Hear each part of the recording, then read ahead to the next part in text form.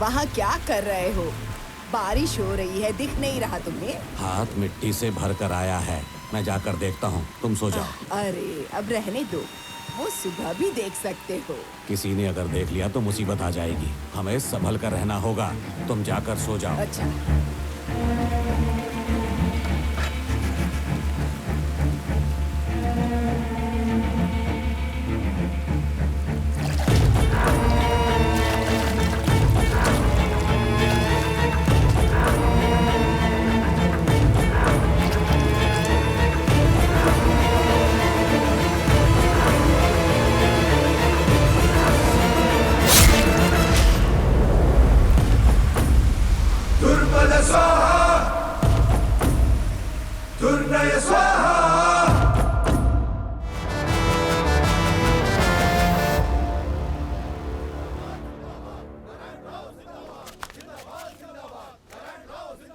जिंदाबाद जिंदाबाद सब जिंदाबाद जिंदाबाद जिंदाबाद। शांत हो जाइए, शांत हो जाइए, शांत हो जाइए सब लोग। अभी कहाँ है वो? सर अभी वो अंदर है सर। ये आखिर हो क्या रहा है? बहुत सत्यवादी बन रहा था ना तू। हम सब पावर में हैं, फिर भी एक ऑफिस से दूसरे ऑफिस में चक्कर लगवाया उसने। हम पागल हैं क्या? इसी वजह से उसका ट्रांसफर करवाकर हमने यहाँ पर बिठाया है। हमें किसी की बकवास नहीं सुननी। एनओसी की सारी फाइल्स 24 घंटे में क्लियर होनी चाहिए। सर आप लोगों ने उन पे केस किया है, इस वजह से वो काफी स्ट्रेस में हैं। और आप रामाराव जी से तू तड़ाक करके बात मत कीजिएगा, मैं भी नहीं मानूंगा। नहीं मानेगा तो खुदकुशी कर ले। ये क्या नाटक लगा रखा है? इसके साथ तो तू बहुत घूमता था और अब रामाराव के साथ है तो शरीफ बन गया। देख मेरे सामने ये नाटक नहीं चलने वाले। परेशान मत कर। सारी फाइलें अगर क्लियर नहीं हुई तो तुझे इस ऑफिस के अंदर ही जला डालूंगा। इसीलिए मैं अपने साथ सबको लेकर आया हूँ। सर ये सब क्या कर रहे हैं आप? पेट्रोल डालो इस पर। अरे अंदर चलो, अंदर चलो। अब सब हो जाएगा। यार ये मेरी बाईं आंख क्यों फड़फड़ा रही है? कुछ होने वाला है क्या?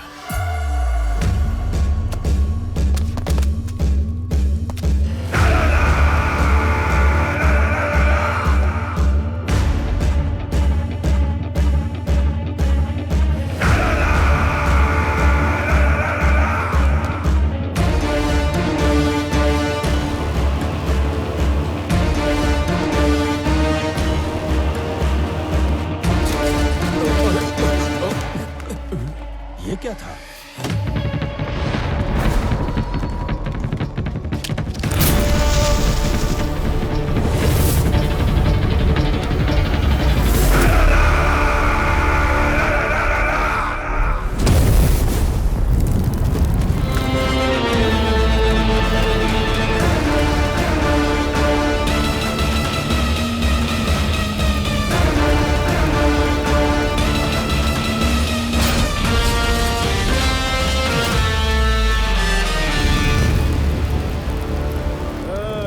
पचहत्तर साल के बाद भी देश का ये हाल है कि राह चलता गुंडा पॉलिटिकल पार्टी ज्वाइन करके पब्लिक प्रॉपर्टी बर्बाद कर सकता है, रास्ते में दंगा फसाद कर सकता है। लेकिन अब ये सब नहीं चलेगा।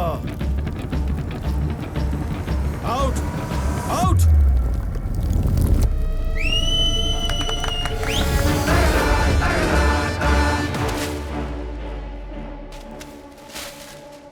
रामाराव केस की सारी रिपोर्ट्स मैंने अच्छे से पढ़ ली है, पर समरी तुम्हारे मुंह से सुनना चाहती हूँ। Of course your honour, Ramarao की सारी एक्टिविटीज, उसके सारे खर्चे, प्रोसेस की हुई फाइल्स, ये सब कुछ देखने के बाद ही हम लोग इस फैसले पर आ सकते हैं। In simple words, mister Ramarao is highly controversial in his states, but very calculative in his moves. अगर आप इजाजत देंगी तो हम केस नंबर 7691 से शुरुआत करते हैं।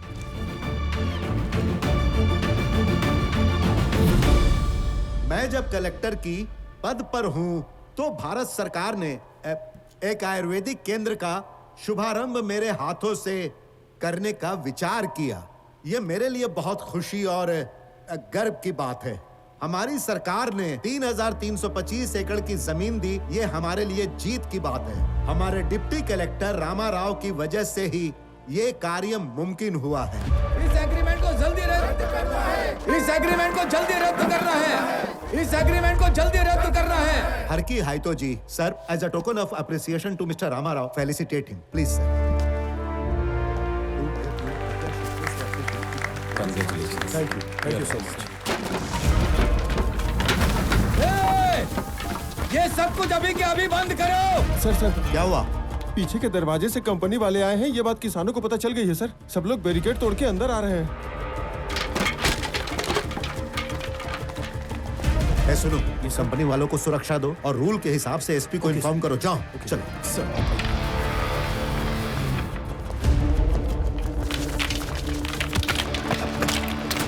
मारो मारो इसे। सर मारो बस। सर आप अंदर जाइए। सर को अंदर लेकर जाओ।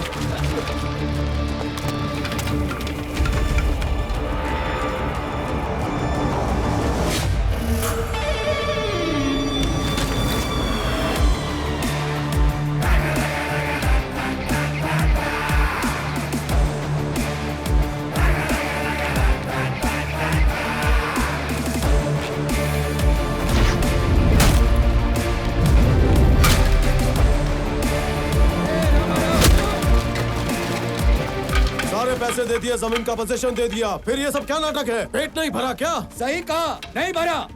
अरे तुम जैसे लोग किसानों के हत्यारे हो। हमारे उपजे हुए अनाज खाकर हम पर ये अत्याचार करते झूठे हो। आरोप लगाकर जनता को बहका रहे हो। ये नाटक नहीं चलेगा। निकलो यहाँ से, निकलो, जाओ।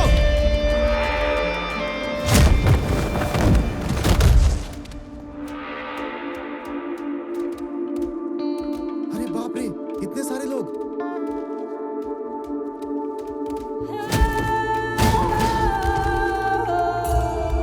जितना सोचा नहीं था, यहाँ तो उससे भी ज्यादा लोग आ गए।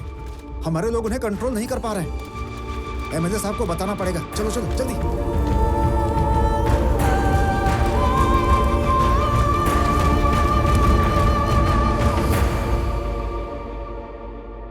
देखो रामाराव, लगता है हमने जो मेहनत की है वो बर्बाद हो गई।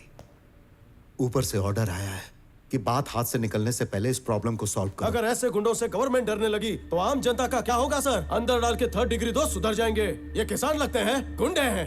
अबे तू क्या मुझे इस तरह से घूर रहा है? बात को आगे और मत बढ़ाओ, छोड़ो इसे। अगर ये झगड़ा बड़ा होगा तो नेशनल न्यूज बन जाएगा, ये वेंचर रुक जाएगा। इसीलिए सेंट्रल मिनिस्टर बीच में आकर कॉम्प्रोमाइज के लिए बोले हैं। इस प्रोजेक्ट के अंदर हमारे हाई कमांड का इनडायरेक्टली शेयर भी है। अगर आज ये एग्रीमेंट नहीं हुआ तो मुझे पार्टी से उठाकर बाहर फेंक देंगे। सर, लास्ट मिनट में हंगामा करके ये लोग हमें ब्लैकमेल करने की कोशिश कर रहे हैं। रामाराव, हमने 1 एकड़ 8 से 10,000 में खरीदी है, पर एमओयू में हमने 50,000 डिक्लेयर किया है। 1 रुपया लगाए बिना दिल्ली हाई कमांड को 20% और हमारी सरकार को 30% शेयर मिलेगा। इसीलिए अब थोड़ा अनऑफिशियल और थोड़ा ऑफिशियल पैसे देकर किसानों को मना के ये सब रफा दफा करना है। तुम घर जाओ, हम किसानों से बात कर लेंगे। तुम लोग रहोगे तो लड़ाई बढ़ेगी। तुम जाओ जाओ रामाराव। उस दिन रामाराव को समझाकर घर भेज दिया गया और किसानों को 1 एकड़ पर 50,000 ज्यादा देकर एमओयू को क्लोज कर दिया। और कुछ दिनों के बाद एमएलए सत्यनारायण को रामाराव पर शक हुआ। एमओयू पर जो कॉन्फिडेंशियल रेट लिखा हुआ था वो किसानों को बताकर उन्हें भड़काया। रामाराव से पैसे वसूलने के लिए उसने उस पर केस कर दिया और जरूरत के समय एमएलए ने किसानों का साथ छोड़ दिया। उसमें रामाराव का कमीशन है, ये बात पे भी उस पर केस ठोक दिया गया। Rama Rao, Rama Rao, Rama Rao.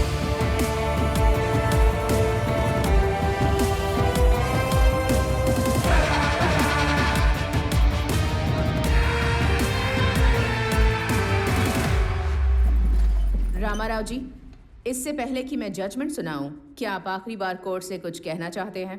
Thank you for asking your honour. अगर मैंने गलती की होगी तो अब तक तो इन पेपरों में सुर्खियां बन गई होती। शायद मैंने अच्छे काम किए होंगे, इसीलिए ये सब यहां मेरा हौसला बढ़ाने आए हैं। इससे ज्यादा बोलने के लिए मेरे पास कुछ नहीं, योर ऑनर। आरोपी पर कुल 13 केसेस दर्ज हुए थे, जिनमें से 3 केसेस बिल्कुल क्लियर थे। बाकी केसेस के लिए कोर्ट ने एक फैक्ट फाइंडिंग कमेटी गठित की। इन सारे केसेस की जांच पड़ताल करने के बाद एक कॉमन ऑर्डर सुनाने का इस कोर्ट ने निर्णय लिया है। सारे केसेस की तहकीकात करने के बाद और कमेटी द्वारा पेश की सारी रिपोर्ट्स के अनुसार सब कलेक्टर बी रामाराव सारे इल्जामों से बेगुनाह साबित होते हैं। यही कोर्ट का फैसला है। ऑन अ पर्सनल नोट, हर सरकारी अधिकारी जब कोई पदवी स्वीकार करता है तो ओथ ऑफ एलिजियंस के हिसाब से अपना कर्तव्य निभाता है, और ये साबित हो चुका है कि रामाराव जी ने भी बिल्कुल ऐसा ही किया है। अपने अधिकार निभाते हुए उन्होंने कुछ ऐसे काम किए हैं जो उनके कार्य क्षेत्र के बाहर हैं, पर वो सारे काम उन्होंने जनता की भलाई के लिए किए हैं, इसलिए उन पर लगे हुए सारे चार्ज ये कोर्ट इसी वक्त खारिज करती है। The court is adjourned. ये क्या हुआ? अरे रामाराव, रुको। तू इस कोर्ट से बच सकता है, लेकिन मुझसे नहीं बच सकता। देख लूंगा तुझे। इसकी स्माइल का मतलब क्या है? आपके साथ इतना कुछ हुआ फिर भी भूल जाते हैं। अरे उसकी स्माइल की 4 वजह हैं और वो जो करता है उसकी 10 वजह हैं। एक चाणक्य और एक क्षत्रिय को मिलाते हैं तो बनता है रामाराव।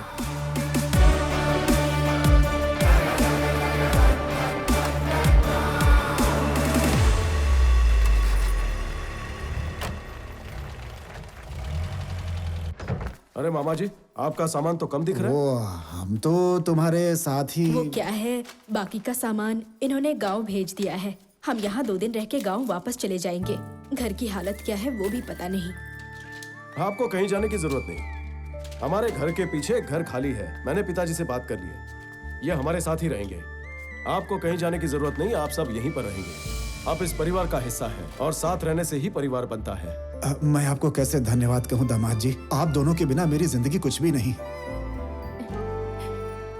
अरे बेटा, चल जल्दी कर, दादा दादी के पास चलने की तैयारी कर ले। मैं सामान रखवाता हूँ। आजा आजा आजा आजा। क्या बेटी, पैकिंग हो रही है? आइए सर, आइए बैठिए ना। आपके लिए कॉफी लेकर आती हूँ। तो उसमें थोड़ा जहर भी मिला देना बेटी।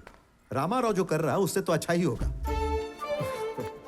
जाओ तुम कॉफी लेकर आओ, जहर के बिना। आइए सर, बैठिए। रामाराव, मुझे एक डाउट है, जरा क्लियर कर दोगे? उस दिन जो भी झगड़ा मारपीट हुई वो सब कुछ प्री प्लान था, है ना? सर, आपने जो सुना वो सिर्फ आधा सच था, लेकिन पर्दे के पीछे कुछ और ही है।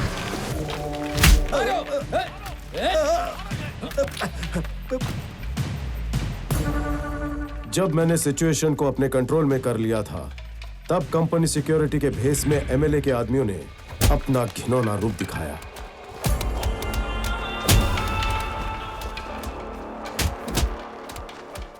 किसानों पर हाथ उठा रहे थे, मैं चुपचाप कैसे देखता हूं।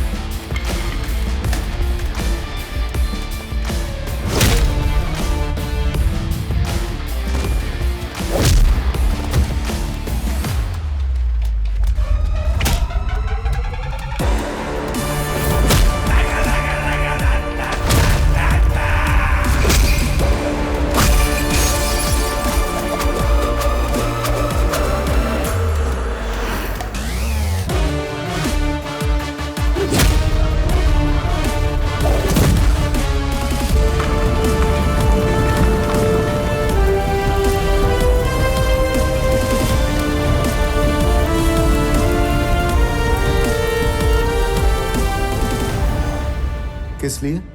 अगर देश की जनता सरकार से इंसाफ और हक मांगने जाती है तो उनके हाथ कुछ नहीं लगता। बस दंगे करो और सड़कों पर आ जाओ तो बाजी आपकी। मैंने काम के लिए रिश्वत लेने वालों को देखा है, काम ना करके भी रिश्वत लेने वालों को देखा है, लेकिन जनता का काम करने के लिए रिस्क लेने वाले को मैं पहली बार देख रहा हूँ।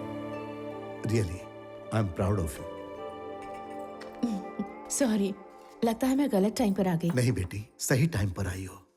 तुम्हारा पति बहुत महान है, इसके लिए मेरे पास शब्द नहीं है। गांव जाने के बाद भी इसे ऐसे ही जीने देना।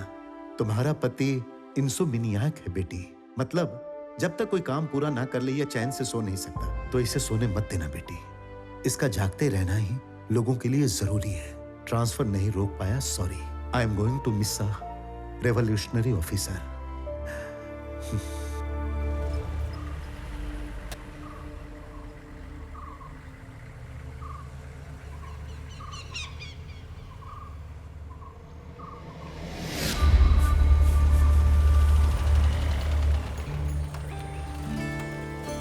आओ बेटी।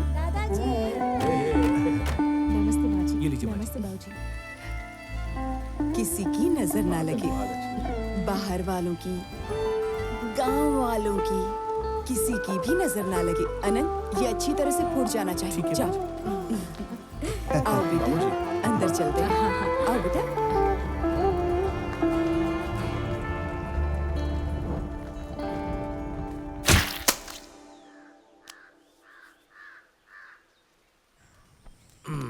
रामाराव, हम दोनों बचपन के पक्के दोस्त हैं। मौका मिला इसलिए बता रहा हूँ प्रसाद राव, तुम्हारे बेटे का ट्रांसफर होकर गांव में ऑफिसर बनकर आना हम गांव वालों की खुशनसीबी है। ए, मुंह बंद करो। इतनी इज्जत देकर इसे सर पर मत चढ़ाओ। बाबूजी चाय। पहले उन्हें दो। भैया अरे चाय। अनंत, कैसा है तू? चाय लीजिए। अंकल जी चाय। आराम से बैठ के चाय पीजिए आप। तू भी पिएगा क्या? नहीं नहीं। अच्छा सुनो, मुन्ना त्योहार के बाद ड्यूटी ज्वाइन करेगा। अपने पेपर में ये बात छाप देना। एक बात और, मैंने सोचा है त्योहार के दिन बकरों की बलि देकर सबको दावत दी जाए। कितने कटवाओगे? क्यों बे अनंत? अरे तू इतनी कंजूसी क्यों करता है? अगर कसाई को बुला लेता तो वो अच्छे से काट देता ना। क्यों बुलाता? तुझे दिखाई नहीं दे रहा है क्या? अभी मैंने 3 सर धड़ से अलग किए हैं। और बेटी कैसी है तू? मैं ठीक हूँ अंकल जी। एक हाथ से प्रसाद छुपाकर दूसरे हाथ से दोबारा ले रहे हो? दे दो दे दो। लगता है ये बुजुर्ग अपने गांव के नहीं है। दादू। प्रशांत बेटा। ए अनंत जी। मेरे समधी को भी यहाँ आना है। वो घर पर इंतजार कर रहे होंगे। जा उन्हें लेकर आ। जल्दी जा जा। अरे पहले का पैसा बाकी वो दे दीजिए ना। अरे जब देखो तब पैसे की ही बात करता है। ये अभी तक नहीं सुधरा। ये पकड़िए। अच्छा मैं आता हूँ। हाँ। क्या रे, जुआ खेल रहा है? सीआई साहब को पता चला ना तो काट के फेंक देंगे तुझे। सर, हाँ? हम लोग यहाँ पर कुछ नहीं कर रहे हैं सर। अगर आप जोर जबरदस्ती करेंगे ना तो सुन लीजिए, ठीक नहीं होगा सर। क्यों बे, जबान बहुत चल रही है क्या बे तेरी? ये पुलिस वाले उसको क्यों मार रहे हैं? बेटा रामा जरा उधर तो देख। अरे क्या हुआ सर, क्यों मार रहे हो? आखिर बात क्या हुई है? अबे तू कौन सी तोप है जो बचा लेगा? चल निकल, चल। क्या चल रहा है यहाँ? मैं यहाँ का नया डेप्यूटी कलेक्टर हूँ, इस गांव का इंचार्ज रामाराव। बताओ क्या प्रॉब्लम है? ये पुलिस वाला तुम्हें क्यों मार रहा है? ये कोई नई बात नहीं है सर। चाहे कोई त्योहार हो या फिर कोई पार्टी, इनका सीआई ना हम 4-5 लोगों को उठा कर ले जाता है, हमसे खाना बनवाता है और मजदूरी करवाने के बाद हमें ढंग से खाना भी नहीं देता है सर। सर हम लोग इंसान नहीं है क्या? आप ही बताइए, हमें भूख नहीं लगती है क्या सर? सुनो ऑफिसर, ये कहीं नहीं जाएंगे। तुम निकलो, वरना मुझे तुम चारों पर एक्शन लेना पड़ेगा। चलो सीआई साहब को बताते हैं। ठीक है, कोई बात नहीं, जाओ। कबीर? पिछले महीने तक वही काम कर रहा था सर। और हाँ, उस पोर्ट पर अरे बाबू, एक ही बात बार बार मत बोल। ये मेरे लिए कोई मुश्किल काम नहीं है। ये कोई माचिस की डिब्बी है क्या जिसे मैं जेब में छुपाऊंगा? 4,500 किलोचा माल है, मोटे मोटे कंटेनर मध्ये। मेरी तेज नजरों से कुछ भी छुपाना इतना आसान नहीं है साहब। तू घबरे स्वामी, दो बड़े लोग आपस में बात कर रहे हैं ना। तू जा रे और बॉस को बोल दे, माल ढूंढ के खबर दे दूंगा। चल नेग। जी ठीक है सर। तू बोल रहे? साहब वो लड़कों को लाने गया था, कोई बोल रहा था एक्शन लूंगा साहब। अभी तुम क्या कर रहे हो? मेडिसिन की प्रैक्टिस कर रहा हूँ। कैसी चल रही है तुम्हारी प्रैक्टिस? बस समझ लो ठीक ही ठाक चल रही है। ऐसे ही कुछ करने की कोशिश कर रहा हूँ, खुद के सेटिस्फेक्शन। कोशिश करते रहो, मैं चलता हूँ। हाँ ठीक है, चलो बाद में मिलते हैं। कौन है रे? कौन है एक्शन लेने की बात कर रहा था? 4 कान के नीचे खींचने का और लेके आने का। तुम लोग मुंह लटका के आ गए। समझ तो का स्वताला, ढूंढो उसको। साहब ढूंढने की जरूरत नहीं है, सामने ही आ रहा है। किधर है वो? वो देखिए वो साहब।